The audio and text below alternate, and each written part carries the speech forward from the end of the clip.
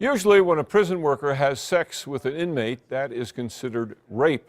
So why was a prison official allowed to have lengthy, closed-door visits with a career criminal inside a trailer set aside for conjugal visits? As Kim Holland reports on tonight's special assignment, investigators want to know the answer to that question too.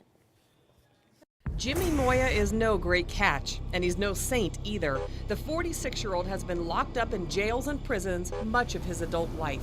Moya's criminal record, more than 2 decades long, features burglaries, thefts, and an aggravated assault. He's currently serving time at the state prison in Las Cruces for stealing a vehicle, theft, and possessing stolen property. He's an inmate offender who continuously gets in trouble. But once he sets foot inside a prison, that trouble seems to stop. And because Moya's behaved himself, he's been allowed to have hours-long, unsupervised visits with a woman.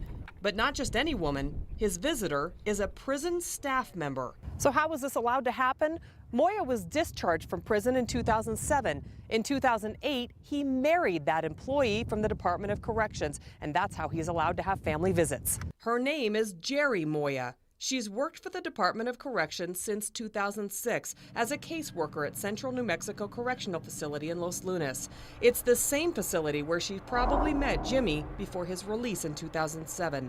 About a year and a half ago, after he got out of prison in December 2008, they got hitched. But while out, Jimmy reoffended, so he went back to prison in November 2011.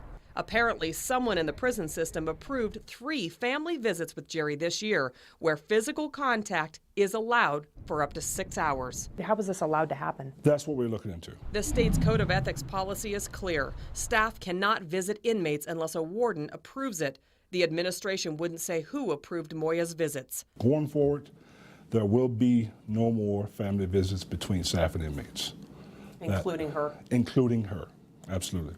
And there's more. Jerry is in charge of managing inmates' files and records, but the deputy warden says he doesn't think she had influence over her husband's case, but that's part of the investigation.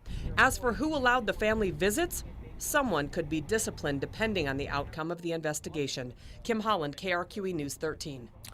The Corrections Department says Jerry Moya will keep her position overseeing inmates' files unless the investigation reveals some sort of problem. Jimmy Moya is expected to be released from prison again in about 9 months.